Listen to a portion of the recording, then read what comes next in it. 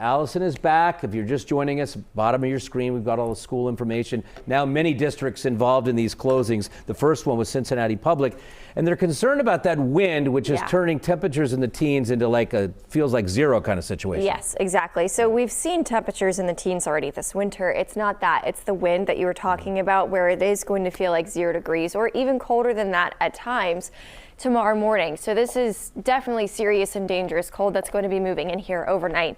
Right now we are seeing some rain associated with that front that's going to bring in all that cold air and all of that wind overnight. Some of that rainfall impacting areas still around Brown County, generally to the east of I-71 and just along 71 as well in northern Kentucky.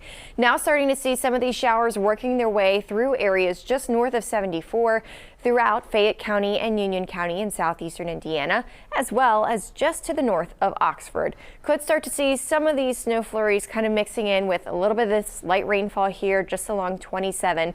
In addition to that, those winds are going to start to crank. In fact, I do expect to see some winds gusting closer to about 40 to 50 miles per hour, some spots even stronger than that for wind speeds.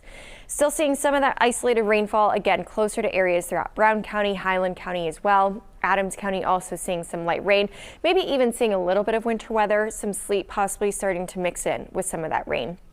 Wind gusts right now estimated to be around 30 to 40 miles per hour throughout greater Cincinnati. And earlier tonight, I saw some winds gusting around 62 miles per hour in Indianapolis. And in fact, I was just checking some of the outage maps.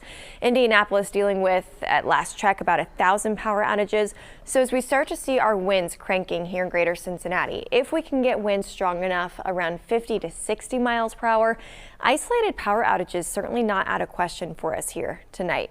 On top of that, the temperatures are going to start to drop, and I do think some of us are going to end up seeing some light snowfall late tonight into early tomorrow morning. Could even have some leftover flurries still flying through the sky very early in the morning tomorrow, around 4, 5, even 6 o'clock in the morning. With that, if we do see those strong winds, keep in mind visibility could quickly go down and briefly go down as that snow is coming down and winds crank up as well. Through the day tomorrow, though, we will start to clear out, and I expect to see some sunshine by the afternoon, but temperatures are going to be brutal. Those wind chills by 5 a.m. will be around 6 to 10 degrees, depending on where you live.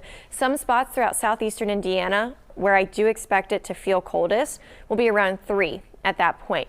By early tomorrow morning, anywhere from 0 to 1 below. Oxford, if you've got any kids who go to Miami, let them know temperatures in the morning are going to feel like anywhere from 0 to about 1 to 2 degrees below 0. Even Cincinnati itself, we're dropping down to about 2, and we'll have those single digit feels like temperatures through a lot of the day tomorrow. All the way through lunchtime, we're still just feeling like 7 to 9 degrees. Then into the afternoon, at best, it's going to feel like 12 to 15 degrees outside.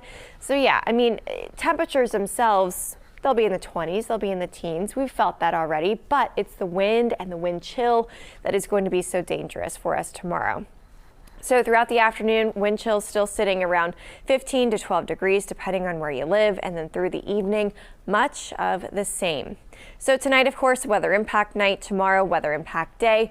Feeling like anywhere from 0 to 15 degrees. A couple of flurries still a possibility tomorrow, especially first thing in the morning. After that, we will start to warm up a little bit. Temperatures making their way into the 40s this upcoming weekend. We have the chance to see some rainfall on Sunday, mostly after dark, though.